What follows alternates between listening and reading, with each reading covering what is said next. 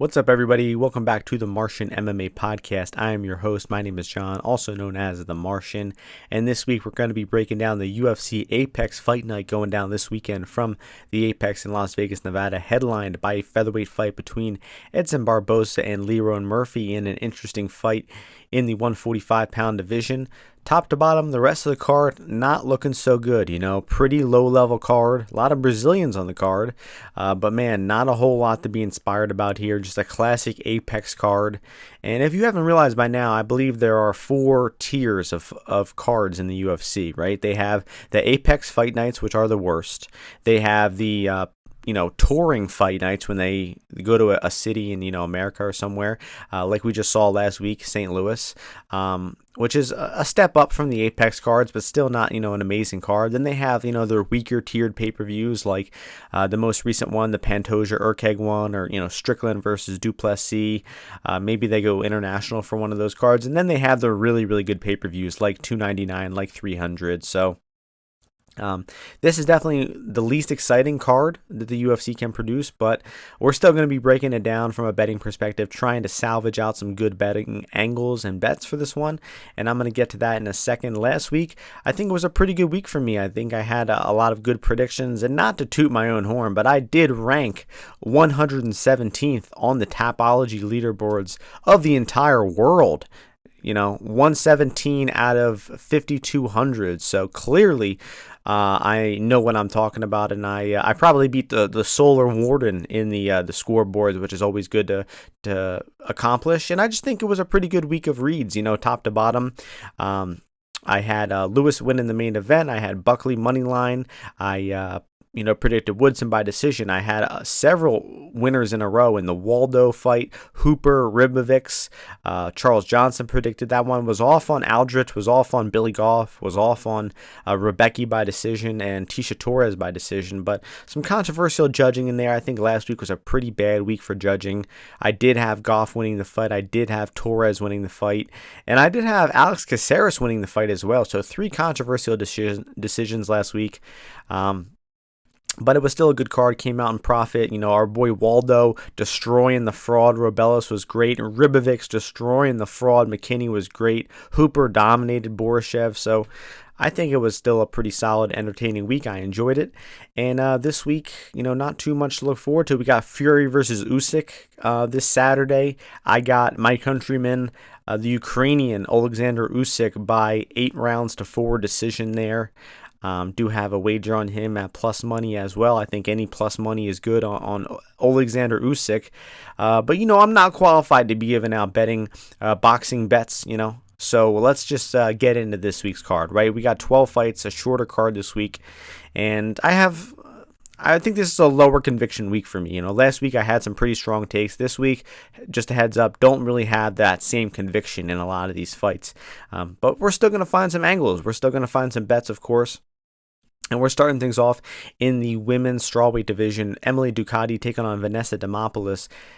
The odds for this one, Ducote minus 375, Demopoulos plus 310. Pretty easy fight. No way you could lay juice on Ducote here. The fight going the decision is massively juiced at over 80%.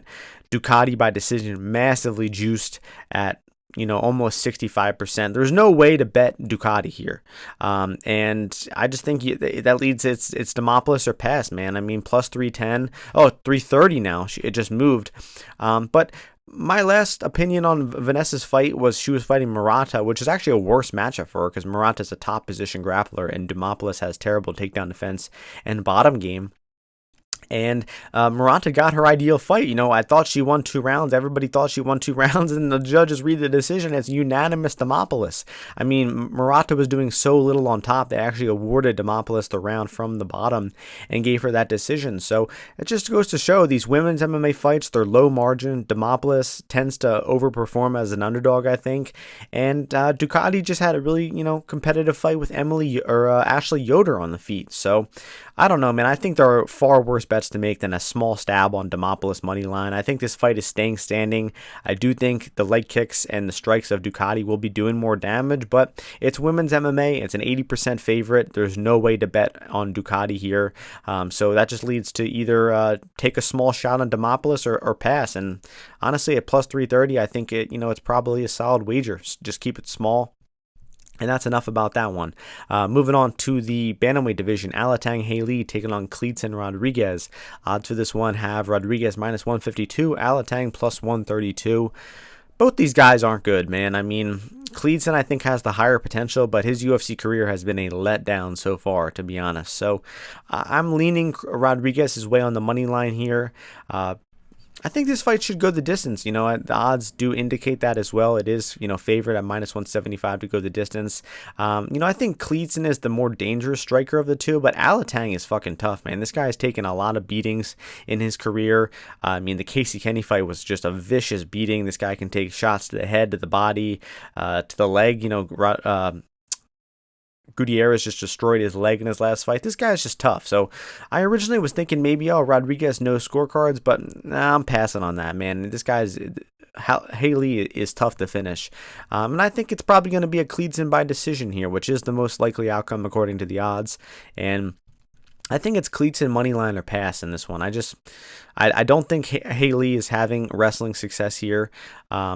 And his striking volume is just really low. He doesn't land a whole lot of shots on the feet over 15 minutes. So I think Kleedson gets back on track here with a win, but low conviction fight for me. No bets on this one so far. I think goes the distance is probably the most appealing bet I see on the board, but not going to get around to the betting window on that one. Moving on to a fight I do have a bet on in the women's strawweight division, Piera Rodriguez, Carnelossi.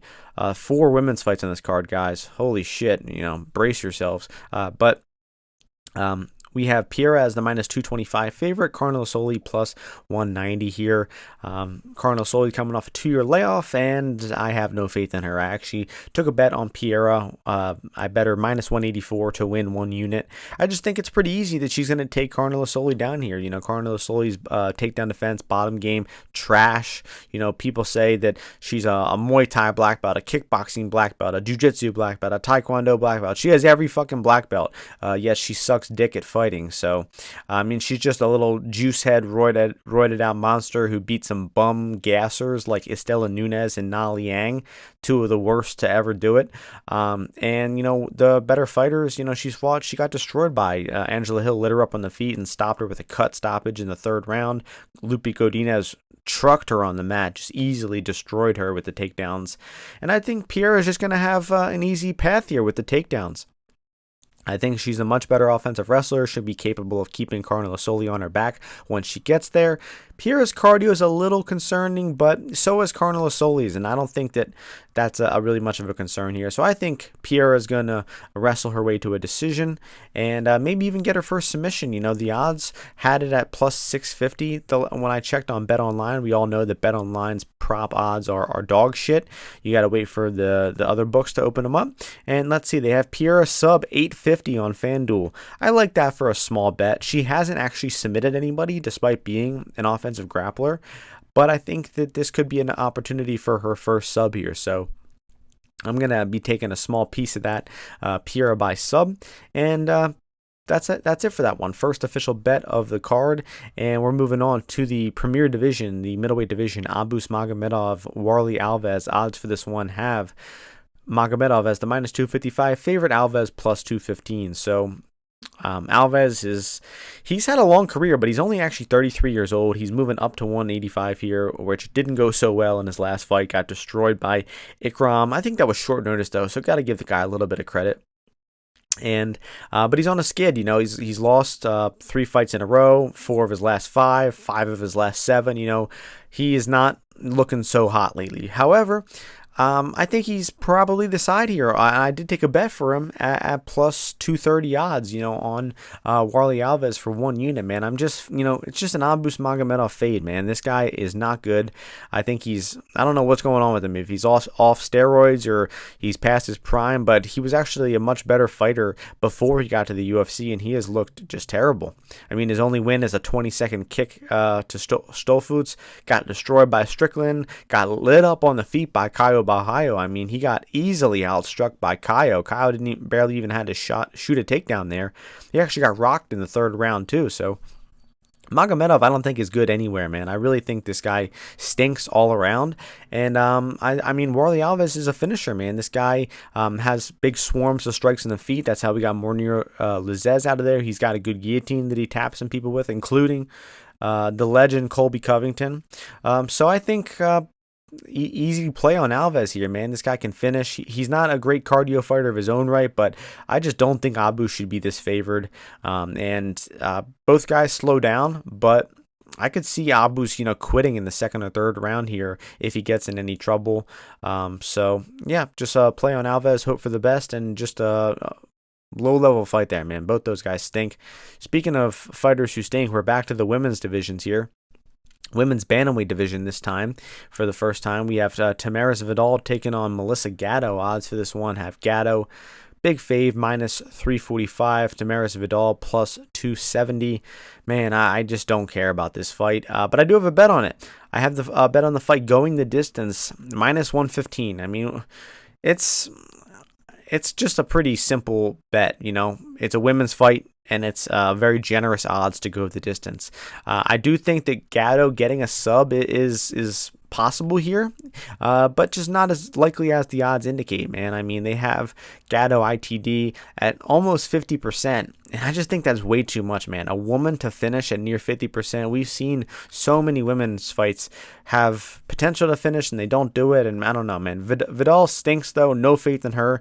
I think Gatto should have an easy time here. Probably on the feet and on the ground, especially on the ground. Vidal's takedown defense is dreadful, and Gatto should be able to get her way to top position. But Gatto's bottom game is actually maybe possibly more effective than her top game. She's real good off bottom with her triangles and arm bars, and yeah, I mean, you're basically just fading Gatto sub here. I think any other finish would surprise me, and I know Vidal stinks. I know Gatto should be levels better and could submit her, but I'm taking the goes the distance at minus 115 to win 1 unit there. Enough about that one. Moving on to a short notice fight in light heavyweight division.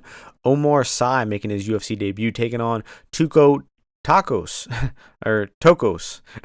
What a fucking ridiculous name, Ducote-Demopoulos. Come on. But this is Tuco coming in on short notice here. And the odds for this one have Sy as the minus 450 favorite, Tokkos plus 350. So Sy is a wrestler.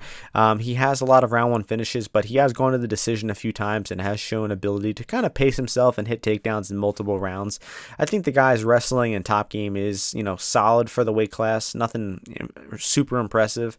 And his striking isn't dire either, despite him wanting to get the fight to the floor. So, yeah, I mean, Tokkos, I think, probably should have an edge on the feet here, but I don't think it's staying there for long. I think Sy is inevitably going to be hitting takedowns pretty often here. And Tokkos is a black belt himself. We have seen him out wrestled for points in his fights. Let me tell you the fight, the one I'm thinking of. Kevin Fryer. Had him on bottom at points in their fight, but the guy doesn't look like a total bum on the mat. And like I said, he is a black belt after all. And Sy, he tends to finish guys in round one, or he maybe stretches them to decision. He has 1 round 2 finish, but of the 3 fights of his that got out of round 1, 2 of them have gone the full 15. And his finishing power definitely, falls off a little bit as it goes. I think, a rear naked choke here is possible, but or ground and pound from a similar situation. But I think possibly playing this fight to go long is a good angle here. They have the over 1.5 at plus money. I think that's the bet I'm looking at here. Just hoping that Tokkos can survive the early storm and make it to the second half of round 1. I mean, they might even have starts round 2 at near pick'em odds. So I would look into that one. Just hope that his black belt can make him survive and defend long enough not to get finished early in round 1 here, and maybe even stretch all the way to a decision. So I like the overs in this one, in that short notice fight. Next fight, lightweight division, Tom Nolan taking on Victor Martinez.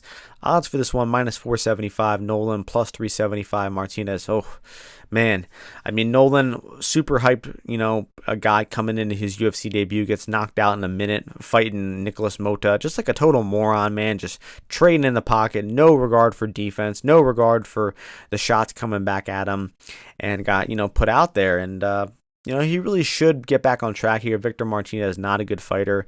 Guy got knocked out by Jordan Levitt, of all people. I really think you should probably retire if you get knocked out by Jordan Levitt. But I certainly just couldn't put much faith in any fighter, after that happened, right? I mean, that was 14 months ago, 15 months ago. Who knows what he's been doing since then?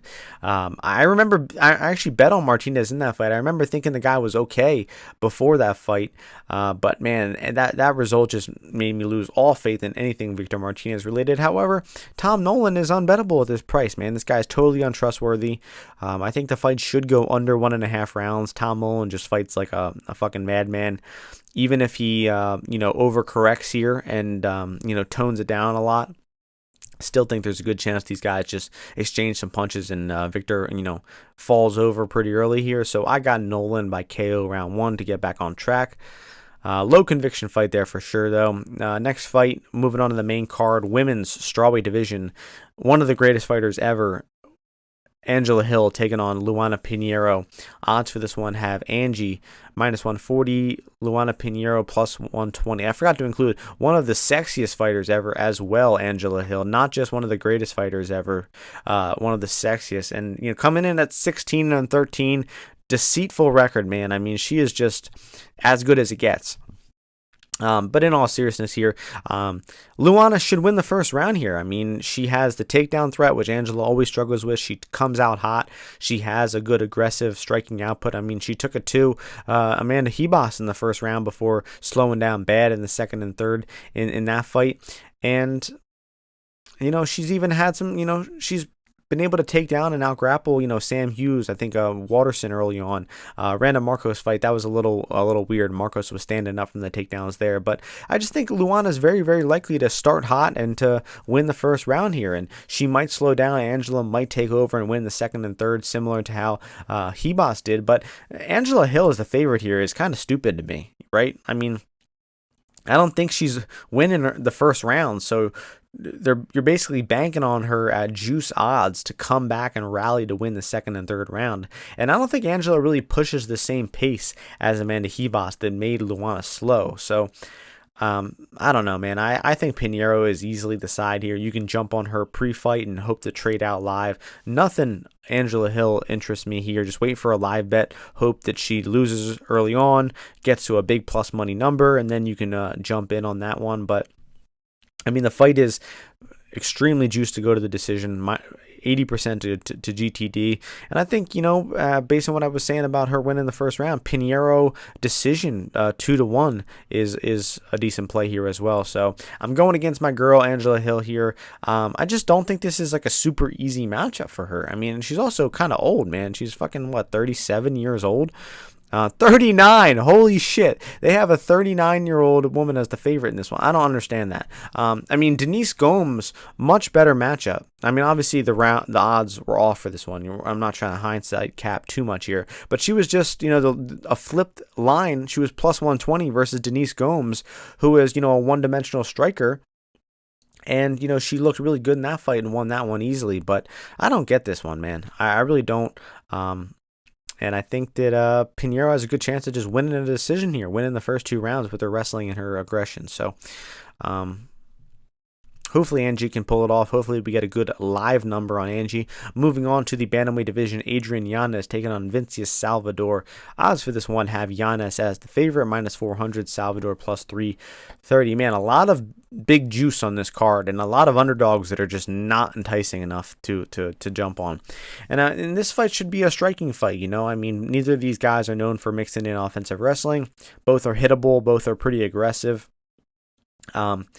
No way you could bet Yanez, man. I mean, it's 80% Yanez when he's just coming off of getting his leg destroyed. He's coming off getting knocked out by Rob Font. And let's not forget, even this guy was on a long win streak before that fight, but he had a lot of flaws in those fights. The Gustavo Lopez fight, he was very low volume in. He was very tentative in that fight. Randy Costa, he got lit up in round 1 with a jab versus Costa. He had a really close fight versus Davey Grant that went to split decision. So Adrian Yanez is a super overrated fighter, and the market has kind of corrected itself a little bit in the past few fights, but I think there's a good chance he's still getting overrated here at 80%. I mean, Salvador has some pop in his hands, man. I mean, this guy's the fight on the contenders against, the bum Shannon Ross, after all. I mean, his offense looked potent there, and he has, I would say, pretty questionable cardio as well.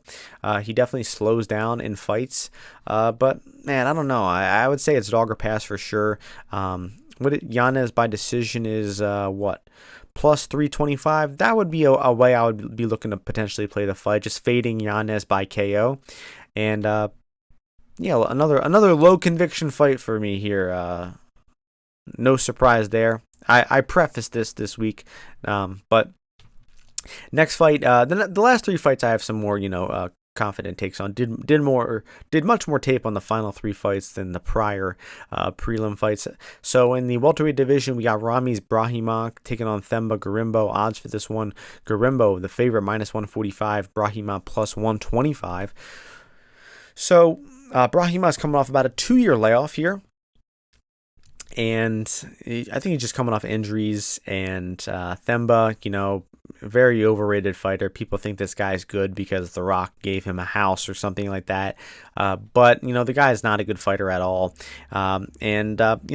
Early on, I think Brahimaj should be able to easily out-grapple Gorimbo. Gorimbo sucks at wrestling. He gets taken down super easily. He gets stuck on bottom super easily. And Themba, if you watch this guy's fights, he can't strike, and he is allergic to striking. I don't think I've ever seen a Themba Gorimbo fight stay on the feet at distance for more than 30 seconds. I mean, he naturally just closes the distance. And even if he's fighting, like in this fight, let's say he's fighting Ramiz Brahimaj, who wants to get the fight into the grappling, right?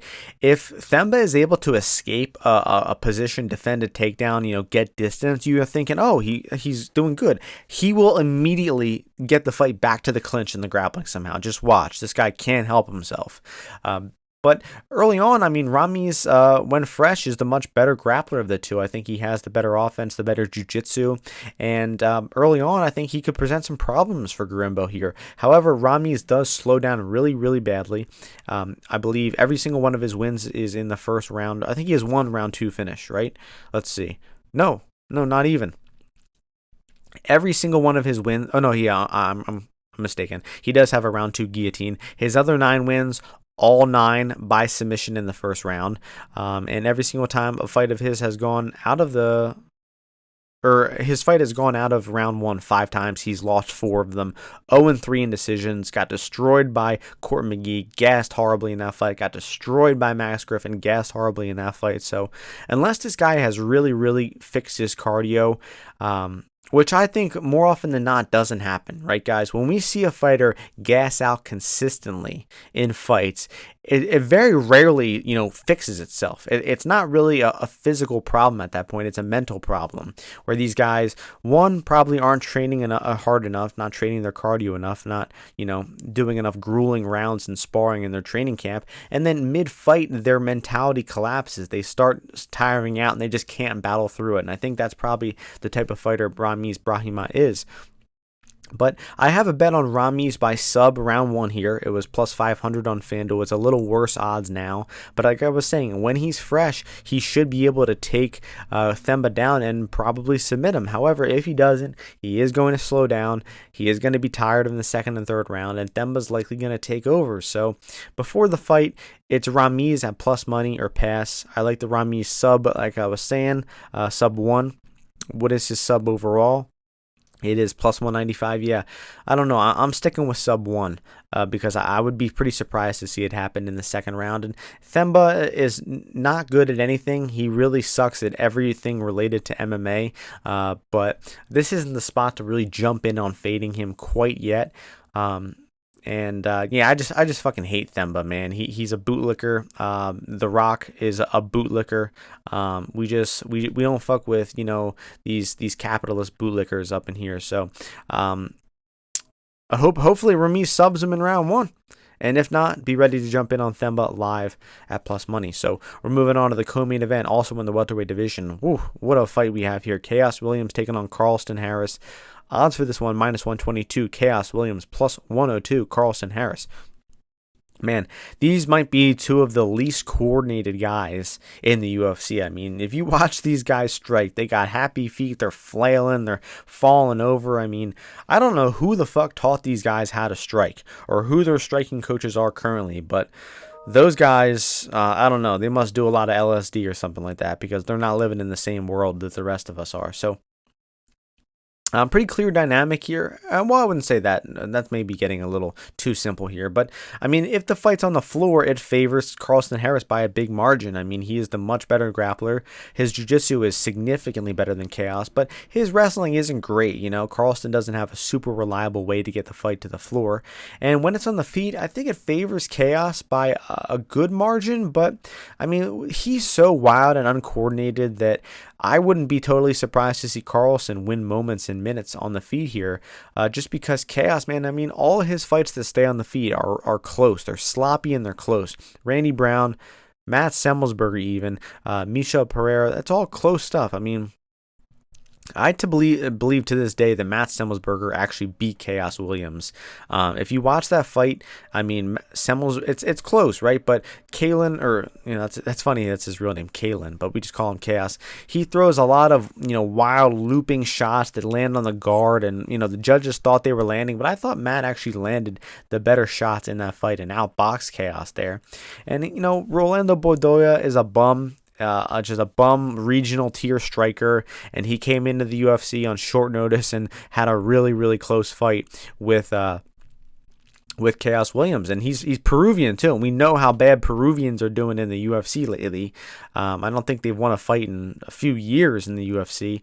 They're just on a horrible streak right now between Borjas and Puelas, and there's some other guy as well who's Peruvian who just lost, but yeah, so in this fight, I believe it is Chaos, or excuse me, in this fight, I believe it's Harris or pass. I believe that his grappling upside is the clearest advantage that either guy has in this fight. And when the fight's on the floor, I think Carlston will be very live to get a submission at any point. So I think Carlston by sub and Carlston by late sub are the bets here. Harris sub anytime is 450.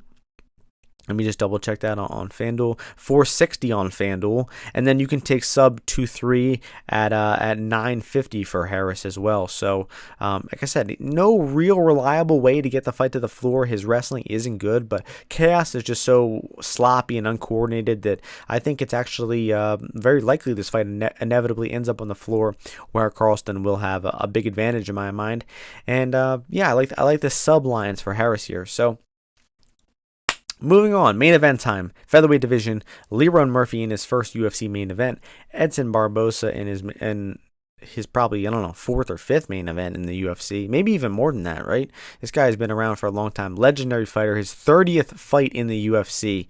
And, you gotta love and respect Edson Barboza. But the odds for this one have him as the underdog. Murphy's the favorite at minus 152. Edson Barboza is the plus money underdog, plus 132. So, I think the fight's going the distance, first of all. You guys know my theory about first time these guys fight in main events. The fighters, they take a little bit off of their usual pressure, right? They know they're fighting an extra 10 minutes. Fights are usually 15 minutes. You add an extra 10 minutes. I mean, that's a 67% increase to the fight length time. That's a big, big jump. And I think a lot of fighters subconsciously fight a little slower, a little more methodical in that instance, and the fights go the distance more often than not. And I just think the way they match up also very much favors going the distance. The fight ending by sub is, plus 1,000. I think that's very unlikely the fight is ending by sub. Murphy, not a super hard hitter. He does have a few knockouts in the UFC, but over just weak, wilty bums. Ricardo Ramos has been quitting left and right lately. Makwan Amirkhani is arguably one of the most infamous gassers in the history of MMA. Easily won the first round against Murphy, then just got knocked out with the knee. So the guys Murphy are knocking out aren't good, and I would be pretty surprised to see him knock out Edson Barboza. I think Barboza by KO is the most likely finish here. However, I just don't see that happening. We saw him go the full 5 against Sadiq Youssef. We saw him outstrike him for large periods of that fight, and he just never really, turned it up in that fight. He just, chugged along at a steady pace, and he paced himself very well, won the fight 4-1 in a veteran fashion after a rough round 1 there. The most confident pick I have on the fight is the fight going the distance. I do think it will be an Edson Barboza by decision. I think on the feet, he does have a solid advantage here. Lerone Murphy's a good, well-rounded fighter, though. I mean, he is methodical. He does have a good eye for striking exchanges, but he's a little too lackadaisical in his striking intensity, in my opinion. And I think that will lead to the experience and the more versatile arsenal of Edson Barboza winning the fight. However, Murphy is a southpaw, which I believe Barboza does a little worse historically than orthodox fighters, because the leg kick isn't quite as available for Barboza. But he also does have some signature wins. I mean, Beneil Dariush was in a southpaw stance, ducked in for that takedown. Barboza hit him with one of the nastiest flying knees we've ever seen. So I think Murphy looking like the favorite here is very predicated on him grappling his way to success. He does mix in takedowns a good bit in his fight. We saw it the most we've ever seen it in his last fight versus Josh Coulibaly. He was able to get that fight against the cage, get his own clinch takedowns several times in that fight, and looked pretty solid in terms of controlling Coulibaly against the fence. But Coulibaly is just not a good fighter, not a good grappler. And, Edson Barboza, much more capable and skilled in all areas than Josh Coulibaly. So Murphy having some, bouts of success where he's pushing Barboza to the cage, maybe gets a takedown, maybe gets some control time against the cage. That seems possible here, but it would just surprise me a little bit for him to do that, to win 3 out of 5 rounds here. And I'm not saying Murphy can't win the fight when it's on the feet, but I just lean towards Edson Barboza's way when the fight is at distance, and that inevitably makes me think it will be a 4-5 decision type fight for Edson Barboza. In terms of the money line before the fight, I wouldn't disagree with a play on Barboza, but I think I'm just going to wait and see the fight, see it play out live. I have some goes the distance already. I'm going to be, I think, taking a little bit more of the goes the distance. And near pick 'em, like I was just saying, I think that's the best bet of the fight. So I think I'm going to keep most of my action to the fight going the distance. Maybe look to jump in on Edson Barboza live if he's looking like his old self. And just to see what Lerone's approach to the fight is. I'm interested to see how urgently he pursues the grappling, what his output and his aggression looks like on the feet here. So no bet on Barboza moneyline before the fight.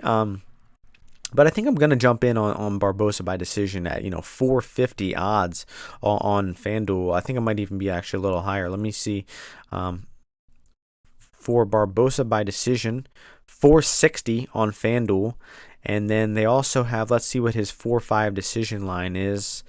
That would be plus 290 for Barboza. Yeah, so I think I'm going to be keeping it to small barb decision and most of it on GTD here. So fun fight in the main event. I think, Murphy, I wouldn't say he's earned his main event, but I think it's an okay decision to give him a main event. I mean, he is unbeaten in the UFC in 6 fights, one of those being a draw, one of those being a highway robbery decision by Gabe Santos, by the way.